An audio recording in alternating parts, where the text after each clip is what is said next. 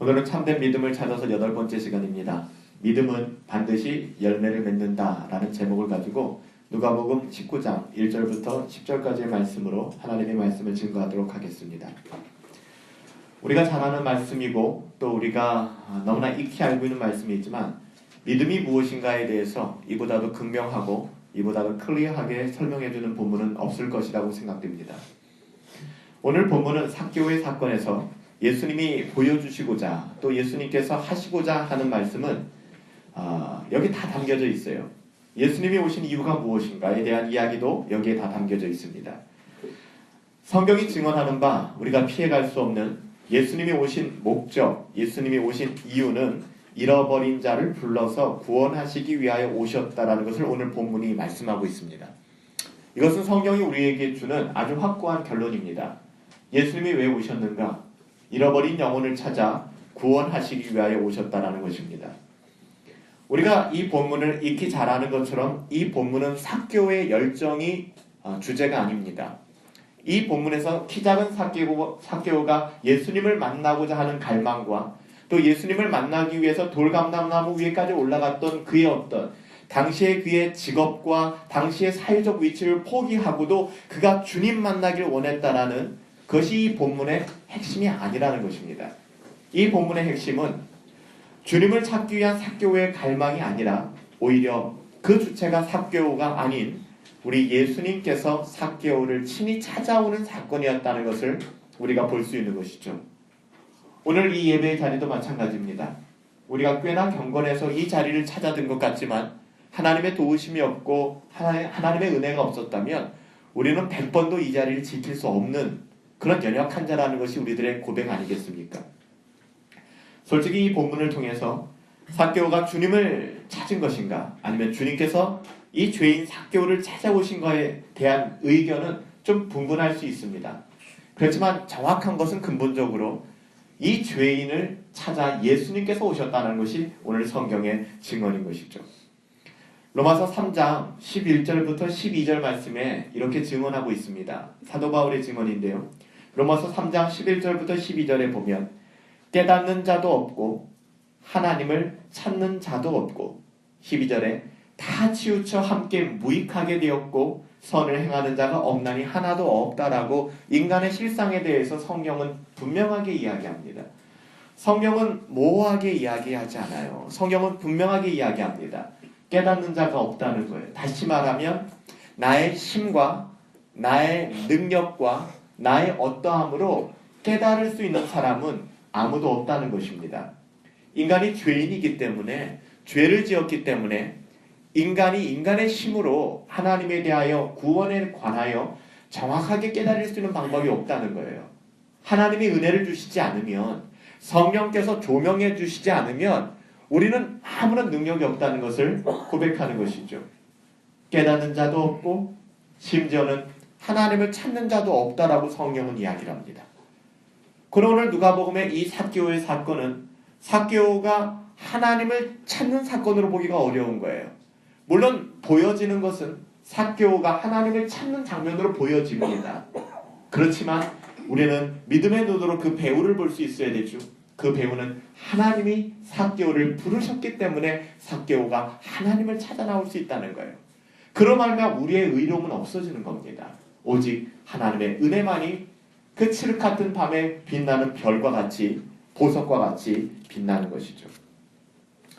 우리가 성경을 읽을 때 하나님께서 주신 바른 분별력이 없으면 나름대로 은혜를 받았다고는 하지만 그 은혜가 나름대로 받은 은혜가 이것이 참 은혜인지 아니면은 이것이 나의 감정에 의한 거짓된 것인지를 우리는 분별할 필요가 있습니다. 잘못된 은혜는 성경적이지 않아요. 다시 말하면 성경에 근거한 것이 아닙니다. 이 잘못된 은혜는 자기 만족의 감정 상태로 내 자신을 인도하기가 쉽습니다. 사실 이건 은혜로 보기 어려워요. 이건 은혜가 아니죠. 우리 속고 있는 것이죠.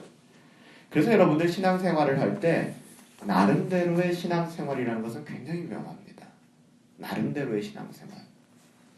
나름대로 깨닫고 나름대로 감탄하고 나름대로 위로받고 하는데요. 그것이 하나님께 뿌리를 둔 것이 아니라 나름대로 인간의 어떠함에 근거한 인본주의적 성향이 강한 거짓 신앙이 될 수도 있다는 것입니다. 로마서 3장 11절을 통하여 증언하는 바를 보면 성경이 가지는 일반적인 원리를 보여주고 있어요. 여러분, 성경을 해석하실 때에 성경이 절대로 포기할 수 없는, 그리고 성경이 엄격하게 다루고 있는 아주 베이직한 테마가 있다는 거예요. 이걸 놓치면 안 돼요. 로마서 3장 11절을 통해서 우리가 증언하는 바를 보면 성경이 가지고 있는 아주 일반적인 원리를 보여주고 있습니다. 그건 뭔지 아세요? 사람이 하나님을 찾지 않게 되어 있다는 사실이에요. 여러분, 성경을 믿으시잖아요. 그 성경이 그렇게 증언하고 있어요. 여러분, 제가 성경 해석에 대한 이야기를 드린 적이 있죠. 보세요. 성경을 보면 삭개오가 예수님을 찾아 나서고 있어요. 많은 사람들이 예수님을 찾아 나서고 있어요. 그 부분과 오늘 로마서 3장 11절에 하나님을 찾는 자가 없다라는 것이 서로 싸우는 구절이 아니라는 것입니다. 제가 아까 말씀드린 것처럼 보이는 현상은 삭개오가 예수님을 찾아요. 그러면 이 성경 로마서 3장 11절은 지워버려야 됩니다. 로마서 3장 11절에 하나님을 찾는 사람이 없대요. 찾을 수가 없대요.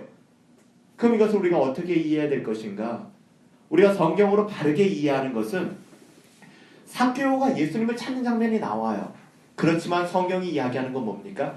삭개오는 그럴 능력이 없는 사람이라는 거예요.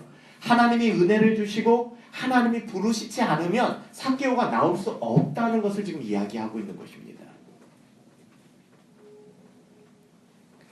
진리는 죄인인 인간, 아담과 하와의 타락 이후로 죄로 물든 인간, 전적으로 타락한 인간은 스스로의 힘으로 하나님을 찾을 수 없다라고 명확하게 이야기하고 있습니다. 하나님께서는 우리들에게 하나님을 알만한 것을 이 땅 가운데 보여주셨다라고 말씀하고 계십니다. 그리고 하나님께서는 하나님께서 택하신 사람들을 부른다라고 이야기합니다. 제가 여러 번 이야기했던 것처럼 이런 성경적 가치를 가지고 칼빈은 이렇게 이야기했습니다. 인간의 영혼은 우상을 만들어내는 공장에 불과하다. 다시 말하면 인간이라는 사람이 존재가 자연적으로 살아가다 보면 날마다 자기 자신을 위한 우상을 만드는 데 열심일 수밖에 없는 존재, 타락하고 극도로 타락한 존재가 인간이라고 이야기를 하는 것입니다. 우리 죄인의 마음은 우상공장, 그러니까 끊임없이 우상을 만들어내면서 살아가는 것이 우리 죄인의 마음이라는 거예요. 보소서 주님, 나의 마음을, 선한 것이 전혀 없습니다. 하나도 없습니다. 그러니까 우리는 하나님을 찾을 수 없는 존재들이에요. 하나님이 우리를 찾아와 주시지 않는다면, 하나님이 우리의 마음의 문을 여시고 하나님이 우리를 택정하시지 않는 한 우리는 하나님을 찾아올 수 없는 사람들이었습니다. 오히려 하나님께서 주신 자유와 하나님께서 주신 그 모든 것으로 우리는 하나님을 섬기는 기회를 삼는 것이 아니라 우상을 만들고 죄를 짓는 그런 영악한 존재가 인간입니다. 따라서 유일하게 우리가 구원받을 수 있는 것은 나의 어떠함이 아니라 내가 주님을 찾을 수 없는 존재이기 때문에 하나님께서 죄인인 우리를 찾아오실 때예요. 여러분, 우리가 100번 전도해 보십시오. 우리가 100번 그 사람을 설득해 보십시오. 그 사람 변화되지 않습니다. 그렇지만 우리가 그 사람에게 복음을 전하고 그 사람을 설득했을 때 그것이 다가 아니라 하나님이 그에게 임하셨을 때 그의 마음의 문이 열리게 되는 거예요. 하나님은 우리의 전도를 사용하셔서 마음의 문을 여시는 것이지 우리가 우리의 힘으로 그 영혼을 얻을 수는 없다는 겁니다. 예수님께서 요한복음 4장에 사마리아 여인을 찾아 나서 만나 구원하시기 위하여 당시 유대인의 관습을 무시하시고 사마리아로 통과하셨던 것처럼 예수님께서는, 하나님께서는 잃어버린 백성, 자기 백성을 위하여 우리를 보내시고 전도에 미련한 방법을 사용하시고 또 여러 가지 하나님의 섭리 가운데 그 영혼을 불러내십니다. 오늘 본문에 삭개오가 그랬습니다. 키 작은 삭개오, 그리고 세무공무원이었던, 당시 로마 정권 안에서 세무공무원이었던 매국노와 같았던 사람이 바로 이 삭개오 아니었습니까? 이 삭개오. 이 삭개오에게 하나님이 찾아오셨어요. 삭개오는 인지하지 못했지만 하나님이 찾아오셨고 그를 거듭나게 하셨죠. 그래서 그 마음이 어떻게 반응합니까? 예수님을 만나고 싶은 마음이 생기기 시작하는 거예요. 예수님을 만나고 싶은 마음이 생기고, 그래서 예수님을 자기의 힘으로 만난 것이 아니라 이미 하나님이 삭개오의 마음을 바꾸어 주셨어요. 전혀 예수님과 상관없는 삶을 살던 한 사람, 전혀 하나님을 인식하지 않고 살던 한 사람, 그 사람이 하나님을 인식하기 시작하는 것은 나의 어떠함으로 시작되는 것이 아니라는 겁니다. 여러분, 하나님을 두려워하시죠? 우리가 왜 하나님을 두려워하게 되었을까요? 그 마음을 하나님이 주셨기 때문입니다. 인간은 하나님을 두려워하지 않아요. 세상에 나가서 믿지 않은 사람들을 만나보십시오. 그 사람들은 하나님을 전혀 두려워하지 않습니다. 아주 우습게 생각합니다. 우리는 그들과 DNA가 다른가요? 똑같은 사람들입니다. 우리도 자연인으로 방치되었다면 우리도 똑같이 하나님을 만홀히 여기고 하나님을 향하여 우습게 생각했던 사람들이 우리일 것입니다. 근데 주님이 우리를 찾아오셨어요. 그리고 우리를 자기 백성이라고 하십니다. 그리고 우리 가운데 거룩한 감정이 생기기 시작해요. 하나님이 우리를 불러주셨기 때문에. 주님 없이는 살 수 없을 것 같은 주님을 향한 갈급함이 생기기 시작해. 그 갈급함을 삭개오가 지금 경험하고 있는 거예요. 예수 선생님 만나고 싶다. 잘 아시잖아요. 삭개오에 대해서는. 그 가지고 있던 사회적 지위, 여러분 청년이 아니라고요. 세무장이었어요. 여러분들. 세무소장 같은 사람이에요. 그 당시에 돈을 위해서, 자기의 명예를 위해서 모든 것 다 거기에 걸고 달려간 사람입니다. 그 사람이 예수님을 만나고 싶은 마음이 생겼어요. 그리고 많은 사람들이 비웃을 것을 알면서도 체면을 구기고 나무 위로 올라가서 예수님이 어디 지나가시나 바라봤던 사람이 삭개오입니다. 그런 갈망이 어디서 나왔을까요? 인간 안에서는 로마서 3장 11절에 그런 갈망이 나올 수 없다고 얘기합니다. 하나님이 주신 것이죠. 하나님이 주신 거예요. 죄인인 인간은 그 본성이 에베소서 2장 11절에서 말씀하는 것처럼 인간의 본성은 죄와 허물로 죽었습니다. 끝났다고요. 아담의 범죄함 이후에 모든 인간에게는 의로움이 있을 수가 없어요. 끝나버렸습니다. 더 나아가서 에베소서 4장 18절에서는 하나님의 생명으로부터 우리가 분리되었다고 얘기합니다. 다시 말하면 우리는 하나님의 생명으로부터 분리된 자들이기 때문에 우리 안에는 선을 행할 만한 능력이 하나도 없다는 거예요.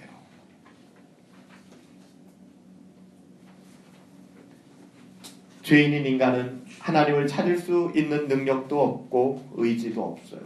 그렇게 살고 싶어 하지도 않아요. 여러분, 그 증거를 찾기 원하십니까? 지금 나가서 많은 사람들에게 물어보세요. 하나님 만나고 싶냐고. 하나님에 대해 관심이 있으시냐고. 당신의 영혼에 대해서 관심이 있냐고 여러분들 나가서 이야기해 보십시오. 여러분들 정신병자 취급할 겁니다. 그렇죠? 우리끼리니까 그것이 상식처럼 통하고 있는 것이지, 나가서 그런 얘기 한번 해보세요. 당신의 영혼에 대해서 관심을 가지라고 하나님이 살아계신다고. 아주 세상에서 가장 안 된 사람처럼 여러분들 여기며 지나갈 것입니다. 인간이란 그런 존재예요. 우리도 하나님이 우리를 찾아오시지 않았다면 동일한 그런 존재라는 것이죠. 우리에게는 구원을 향하여 나올 수 있는 선한 의지마저도 죄악으로 인한 타락으로 말미암아 어두워졌다라고 이야기합니다. 인간이 전적으로 구원에 있어서는 무능력함을 이야기하는 거예요. 인간이 구원에 있어서는 무능력하다는 것은 내가 늪에 빠졌는데 누군가가 내 손을 잡고 끄집어주지 않으면 나는 이 늪에서 나올 방법이 없다는 것입니다. 그게 인간의 실존이라는 거예요. 성경이 이야기하고 있는. 우리의 구원을 위해서는 오직 하나님의 주권적이고도 확실케 하는 능력이 우리 죄인을 만져주실 때, 하나님이 찾아오시고 하나님이 우리 이름을 불러주실 때 비로소 우리는 하나님께 나아갈 수 있는 것입니다. 사도 요한은 이렇게 이야기합니다. 요한복음 6장 44절 말씀. 나를 보내신 아버지께서 이끌지 아니하시면 아무도 내게 올 수 없으니. 예수님이 하신 말씀입니다. 나를 보내신 아버지께서 이끌지 아니하시면, 하나님이 이끌어내지 아니하시면, 하나님이 잡아 끌어내지 아니하시면 아무도 내게로 올 수 있는 사람이 없다. 반대로 아버지께로 듣고 배운 사람마다 하나님이 택하신 그 사람마다 내게로 오느니라. 이 모습이 여러분 믿음이 없는 자연인들의 모습입니다. 이 세상 사람들의 모습이죠. 죄인의 모습은 의지도 능력도 상실한 상태. 여기서 의지도 능력도 뭡니까? 하나님을 찾을 만한 의지, 하나님을 찾는 의지, 그리고 하나님을 찾을 수 있는 능력도 인간은 없다는 거예요. 이것이 루터가 얘기했던 것처럼 죄인의 모습은 선을 행할 의지도 능력도 없고 뭐만 있다고 그럽니까? 죄를 짓는 의지밖에 없다는 거예요. 그것을 칼빈이 우리의 마음이 우상공장과 같다고 얘기하는 거예요. 가만 냅두면 그냥 죄 지을 생각만 하는 게 인간이잖아요. 아닌가요? 저는 제가 그렇더라고요.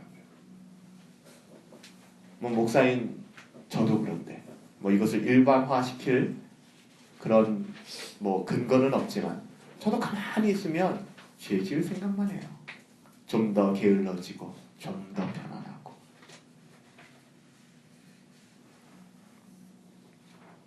따라서 하나님이 우리를 찾아오시지 않으면 모든 것이 불가능한 상태. 그래서 여러분들 우리가 전도하기 전에 앞서 또한 전도로 이 사람을 어떻게 우리가 설득할 것인가를 전도의 프로그램을 개발하는 데 앞서 해야 될 것은 그 영혼을 위해 기도하는 것입니다. 하나님의 은혜를 베풀어 주십시오. 하나님의 은혜를 베풀어 주십시오. 전도하는 영역에 있어서 우리는 세상에 누가 택함을 받았는지 받지 않았는지 우리는 몰라요. 그리고 우리의 권한도 아니고 우리가 알 바도 아닙니다. 그거는. 그러게 우리가 해야 되는 일은 묻지도 따지지도 말고 그 영혼을 위해 은혜를 구하며 기도하는 것입니다. 주님이 찾아오셔서 그 영혼을 만나주시는 은혜를 베풀어 주십시오 라고 기도하는 거예요. 그것이 우리의 소명이에요. 우리의 부르심이에요. 우리가 할 수 있는 전부입니다. 그리고 복음을 전하는 것이죠.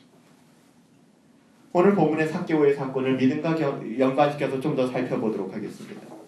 우리가 읽은 본문은 어려서 주일학교 때부터 교회를 다니신 분들이라면 너무나도 잘 알고 있는, 그렇지만 너무나도 많이 왜곡되어져 있는 삭개오에 대한 사건입니다. 여러분들, 우리가 읽은 본문 자체로만 보면 예수님과 삭개오의 관계에서만 이 성경이 기록되고 있습니다. 우리가 읽은 성경에 성령님이 나오지는 않아요. 하지만 그럴까요? 과연 그럴까요? 오늘 죄인인 삭개오가 자신의 의지로 예수님께 나온 것이 아니라면 우리는 이 사건을 어떻게 이해해야 될까요? 보이지는 않지만 결국 삭개오 안에는 이미 성령께서 그가 예수님을 만나기 전에 그 안에 들어가셔서 거룩한 감정을 주셨어요. 그 감정은 무엇입니까? 예수님을 만나기를 원한다라는 갈망이었죠. 그리고 그 갈망은 그의 열정으로 드러나게 되었고 그가 결국에는 나무 꼭대기까지 올라가서 예수님을 향하여 두리번거리는 그 지경까지 인도하게 돼요. 여러분 그 갈망을 보십니까? 그리고 그 갈망은 삭개오에게서 나온 것이 아니라 성령님께서 삭개오에게 주신 것입니다. 여러분 이런 사역을 우리가 성령님의 불가항력적 사역이다라고 이야기하고요. 종교개혁자들이 얘기한 것을 이것을 불가항력적 은혜라고 얘기하는 거예요. 다시 말하면 하나님이 은혜를 주시기로 작정을 하셨을 때에 삭개오가 거절할 수 있는 능력이 없다는 것입니다. 그래서 그 은혜에 이끌려서 삭개오는 예수님을 찾아 나오게 된 거예요. 예수님을 찾아 나오게 된 그 마음은 삭개오가 가진 마음이 아니라 하나님이 허락하신 마음입니다. 그렇게 삭개오는 그의 인생에 있어서 오늘 이 성경 본문에 새로운 주인을 만났습니다. 그렇게 삭개오를 만난 주님은 삭개오에게 이렇게 이야기합니다. 여러분 자세히 뜯어보면 예수님이 삭개오를 처음 만났을 때 삭개오의 동의나 삭개오의 어떤 무엇인가를 부탁하거나 삭개오에게 청유하는 그런 것이 아닙니다. 예수님은 단박에 삭개오에게 명령을 합니다. 뭐라고 얘기합니까? 오늘 내가 내 집에 유하여겠다. 내가 오늘 밤 너희 집에서 좀 잤으면 좋은데 너는 어떻게 생각하니? 가 아니었습니다. 삭개오야, 내가 오늘 밤 너희 집에서 좀 자야겠다. 주님은 이렇게 삭개오에게 말씀하셨어요. 묻지도 질문하지도 않고 그냥 일방적으로 말씀하신 거예요. 누가복음 19장 5절이죠. 오늘 우리가 읽은 본문인데요. 예수께서 그곳에 이르사 쳐다보시고 이르시되 삭개오야 속히 내려오라. 내가 오늘 내 집에 유하여겠다 하시니. 그리고 나서 여러분들 삭개오의 반응 보세요. 잘 아시는 것처럼 삭개오는 이미 준비된 마음을 가지고 있었어요.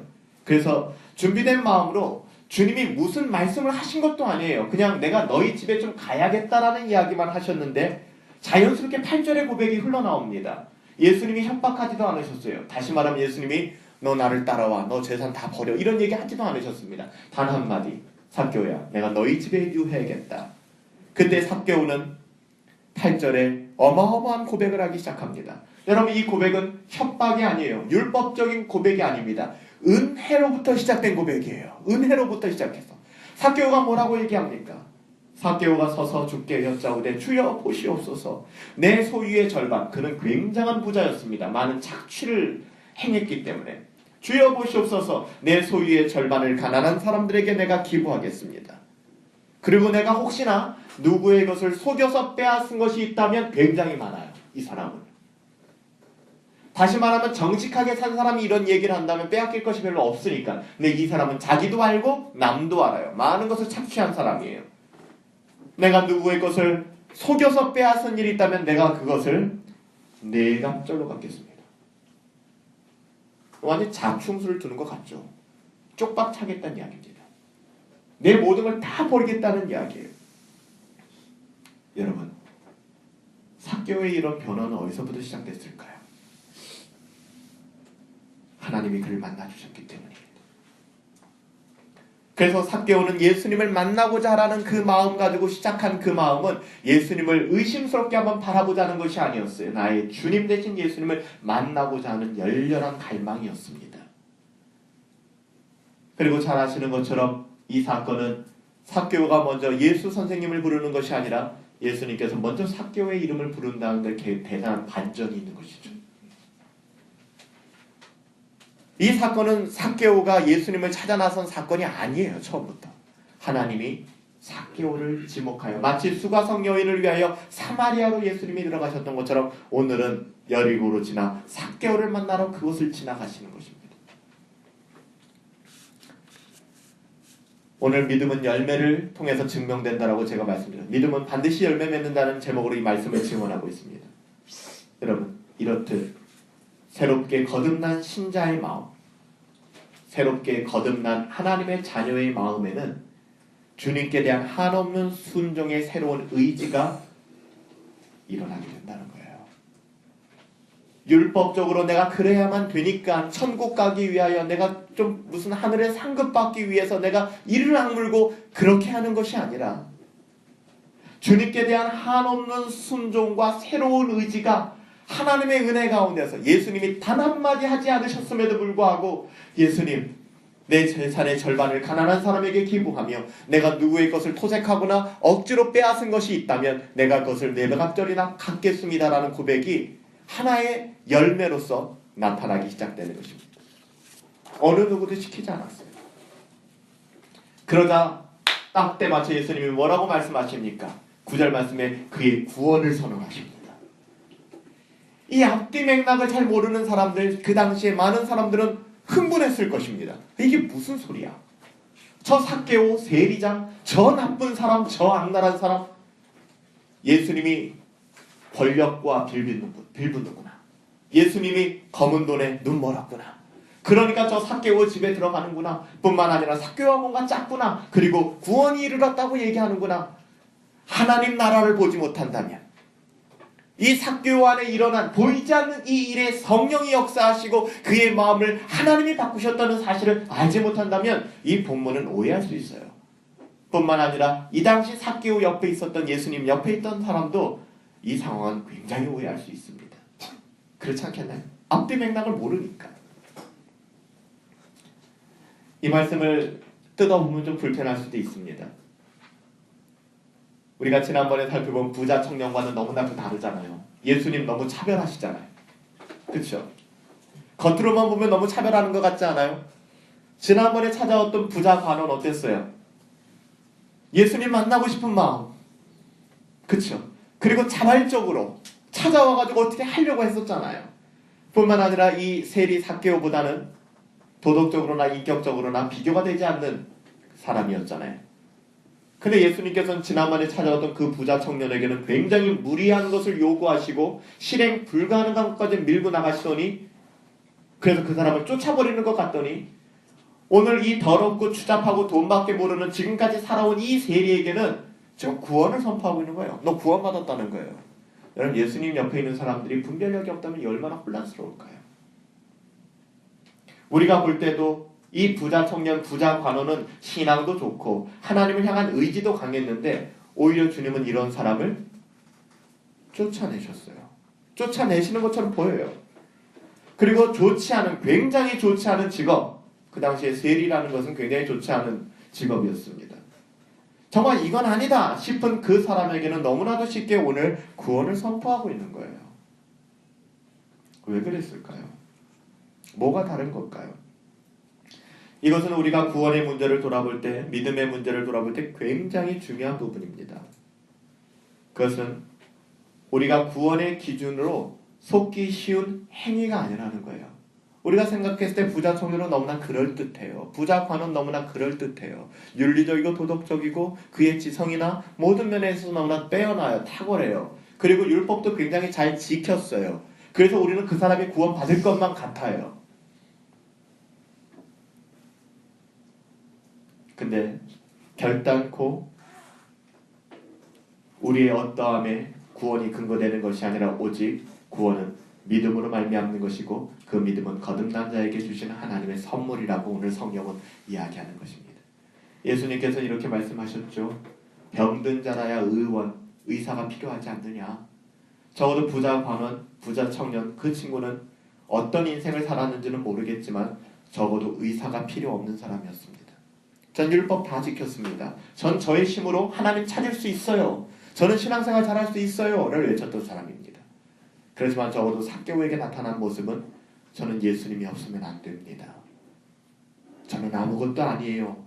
라는 마음을 가지고 있었습니다. 이것이 우리들에게 굉장히 많은 것을 시사한다고 생각해요. 우리의 교만함이 꺾여지길 저는 원합니다. 하나님 앞에서. 여러분, 액면 그대로 이 본문을 바라보면서 삭개오가 돈을 포기했기 때문에, 삭개오가 박애주의자가 되었기 때문에 그가 구원받은 것이 아닙니다. 삭개오가 구원받은 것은 주님을 자신의 주인으로 신뢰하고 받아들였기 때문에 구원이 그에게 임한 것입니다. 그의 재산의 반을 가난한 사람들에게 나눠주고 그의 착복한 소유의 4배를 변상하고 배상하는 그것은 하나의 열매일 뿐입니다. 그것이 구원의 조건이 될 수 없다는 거예요.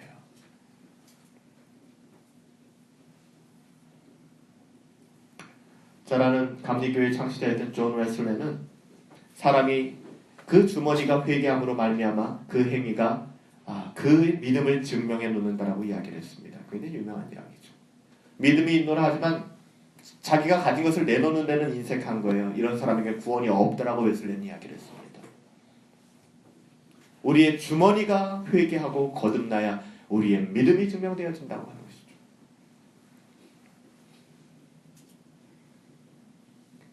그러기에 오늘 이 시간 우리는 우리의 삶 속에서 하나님과의 관계가 절대 순종적인 관계인지 아니면 계산하는 관계인지를 돌아볼 필요가 있어요.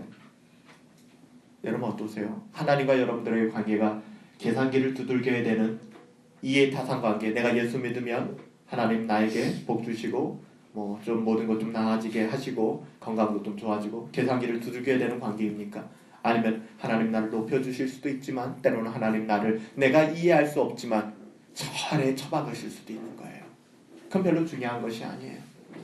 오히려 내가 저 아래 깊은 곳에 처박힘으로 말미암아 하나님의 은혜를 더 갈망할 수 있다면 저 높은 빛나는 곳에 있어서 교만해서 떨어지는 것보다 더 유익하다는 것이죠. 이것이 복음의 성경이 우리들에게 가르쳐주는 신자의 삶 아닐까요?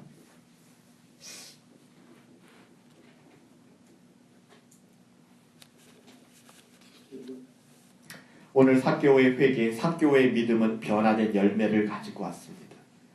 그가 믿음을 가지고 있었다는 것은 그의 변화된 열매, 삶의 태도를 통해서 증명되어진 거예요. 그래서 사도 야고보가 이야기하는 것처럼 행함이 없는 믿음은 이건 죽은 믿음이라는 것은 그 믿음이 거짓 믿음이라는 것이죠. 믿음은 행함을 수반할 수밖에 없다는 것입니다. 따라서 예수님을 나의 메시아로, 나의 구세주로 고백한다면 반드시 그 사람은 예수님을 나의 삶의 주인으로 인정하게 된다는 것. 여러분, 이것이 성경이 확고하게 우리에게 가르치는 거잖아요. 믿는 것과 아는 것과 믿는 것과 행하는 것이 하나가 되는 것이 바른 믿음이라는 것이죠.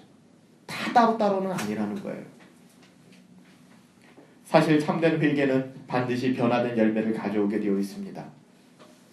우리 스스로에게 그렇게 질문해 보았으면 좋겠어요. 우리 자신에게 나에게는 어떤 변화가 있었는가? 지금 나는 어떤 변화를 따라가고 있는가? 비록 완벽하지는 않지만 실망하지 마시고요.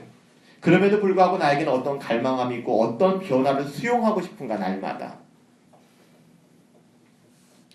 삭개오는 그동안 빼앗은 자에서 베푸는 자로 바뀌었습니다. 여러분, 삭개오의 삶의 변화가 보이십니까? 완전히 바뀌었어요. 여러분들, 삭개오는 이 세상이 주인이었을 때 빼앗는 자였습니다. 나의 만족과 유익을 위하여. 그렇지만 삭개오가 예수님을 주인으로 인정하는 순간 자기의 모든 것을 내려놓는 자로 바뀌게 됩니다. 삶의 태도가 바뀌게 되는 거예요.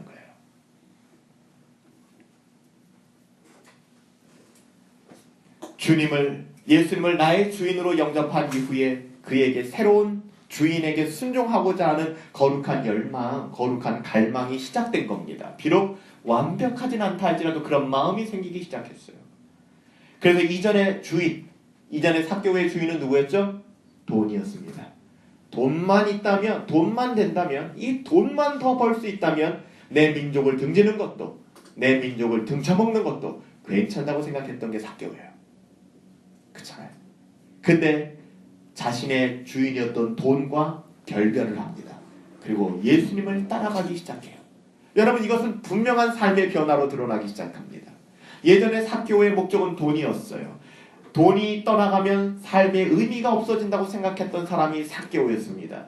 그런 삭개오가 이제는 그 예전의 주인인 돈을 버리고 예수님을 따라가기 시작하는 것이 오늘 본문. 그래서 자기의 것을 포기하기 시작하는 거예요.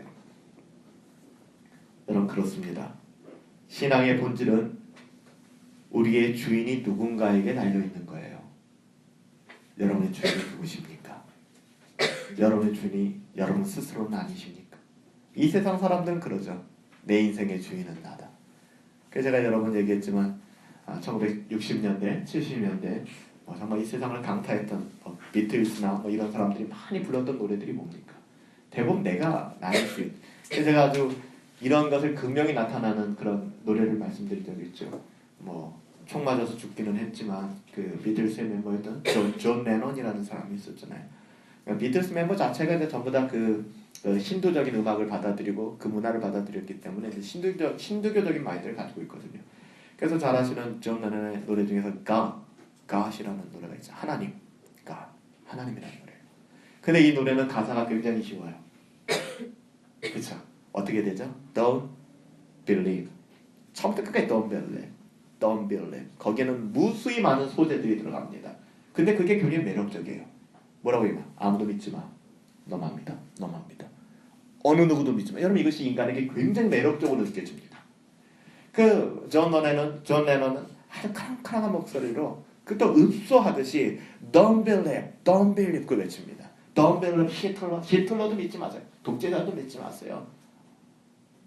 쫙 얘기하면. 그리고 이 노래 마지막 끝미에 가서 아주 조심스럽게 얘기합니다. Don't believe Jesus, 예수님 믿지 마세요.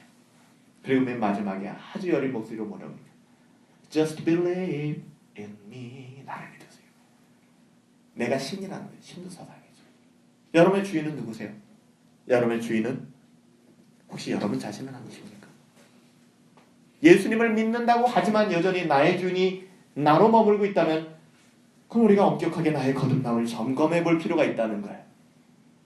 나는 하나님께 속한 사람인가?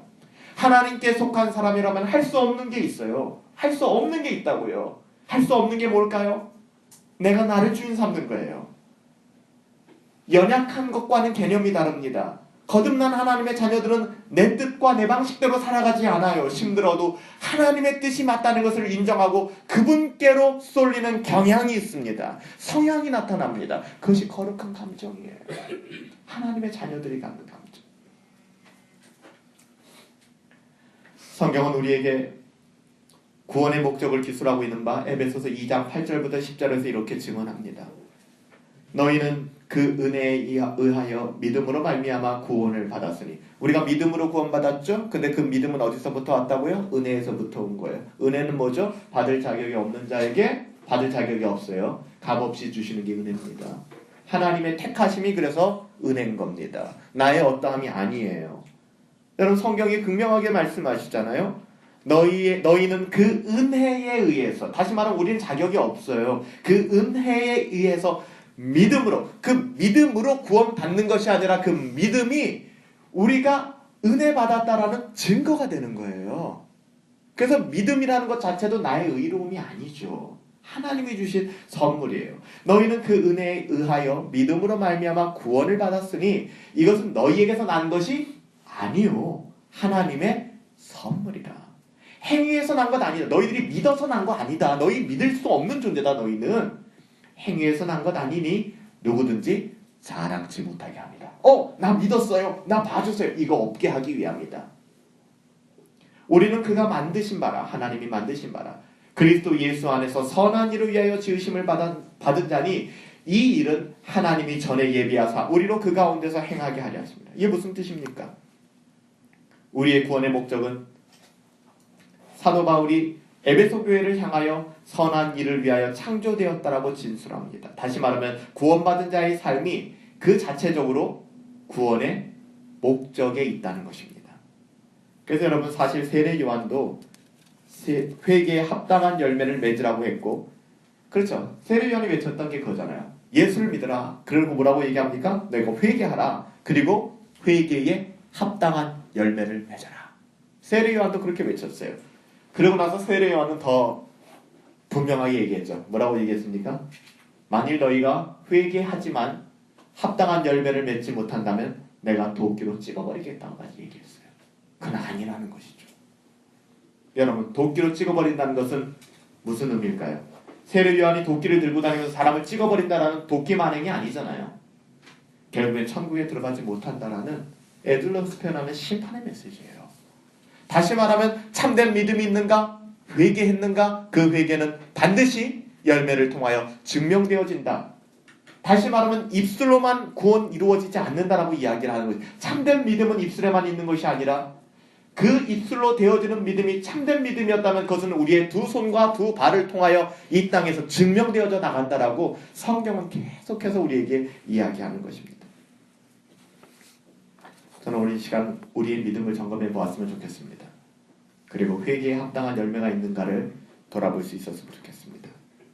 오늘날 열매 없이 그저 립 서비스로 받아들이는 그 회개와 그 구원에 관하여, 이것은 참 오늘날 우리에게 굉장한 두려운 이야기가 아닐 수가 없습니다. 오늘날 기독교 안에 이런 좀 질이 낮은 천박한 회개, 열매 없는 회개를 참 회개로 인정하고 받아들이려는 태도가 굉장히 만연해 있는 것이 사실입니다. 그러니까 한편으로 교회 지도자들 입장에서 볼 때는 현세에서 좋다라고 하는, 지금 살아가는 우리의 세상에서 좋다고 하는 태도들이 어쩌면 누이 좋고 매부 좋은 식으로 그렇게 얘기하는 거죠. 성경에 나와 있는 말을 있는 그대로 전하기보다는 천국은 넓어요. 여러분들, 예수님의 이름만 부르면 여러분 구원 받습니다. 여러분 지금 그대로 충분해요. 다 괜찮아요. 뭐 사람들이 다 그렇죠. 뭐 괜찮아요. 그럴 수 있어요. 그렇게 갈지 모르겠지만 우리는 그 메시지와 전혀 상관없이 주님 앞에 우리의 삶을 계산할 그날이 반드시 찾아온다는 것입니다. 우리가 잡은 줄이 든든한 동아줄인가, 썩은 동아줄인가, 우리가 흔들어 봐야 되지 않겠습니까? 잡아당겨 봐야 될 것이 아닙니까? 그것이 성경적인 것인가, 우리 주님의 가르침과 맞는 것인가?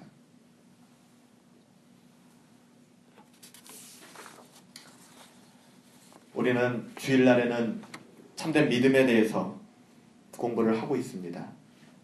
거룩한 감정, 그리스도인의 삶에 대해서 거룩한 감정, 하나님을 향한 열망, 또 하나님을 사랑하는 것. 여러분 그렇습니다. 이것이 결코 떨어지지 않아요. 믿음이라는 것이. 하나님께 끌리는 사람들은 간단합니다. 그분의 이야기를 많이 해요. 여러분 연애하면 어떻죠? 연애하면 이야기하고 싶어 미치겠잖아요. 그 사람에 대해서 사랑하니까. 하나님께 끌리는 사람 마찬가지입니다. 하나님의 이야기를 많이 하게 되어 있습니다. 저는 우리들의 언어를 점검해 보았으면 좋겠어요. 여러분 삶에서 얼마큼 하나님이 이야기됩니까? 여러분 직장에서, 가정에서, 캠퍼스에서, 친구들과의 관계에서 여러분들은 얼마나 그리스도의 증인이 되고 있습니까? 하나님께 끌리는 사람은 그분에 대한 이야기를 경청하고 그분에 대한 이야기를 많이 하게 되어 있어요. 그분이 기뻐하는 일들을 기쁨으로 따라가게 되어 있습니다. 그분을 닮아감으로 말미암아 우리가 하나님의 자녀임을 스스로 증명해내게 되는 것이죠. 그분을 따라가요. 그분이 사랑스럽고 그분이 너무 좋아요.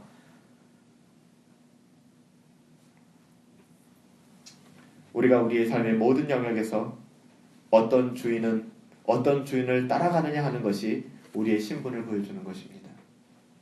우리는 누구를 따라가고 있습니까? 우리의 믿음은 열매로 증명되어지고 있습니까? 사랑하는 성도 여러분, 하나님을 아는 것과 하나님 알고 계시죠? 하나님을 아는 것과 하나님 믿고 계시죠? 하나님을 믿는 것과 그리고 그 안에서 믿고 아는 대로 행하는 우리들의 삶이 참으로 하나가 되어서 하나님을 믿는 것과 아는 것과 행하는 것이 하나가 되는, 그래서 주님과 동행할 수 있는, 그래서 우리의 믿음이 열매 맺으며 하나님 앞에 드려질 수 있는 그런 저와 여러분들이 되시기를 예수님의 이름으로 축복합니다.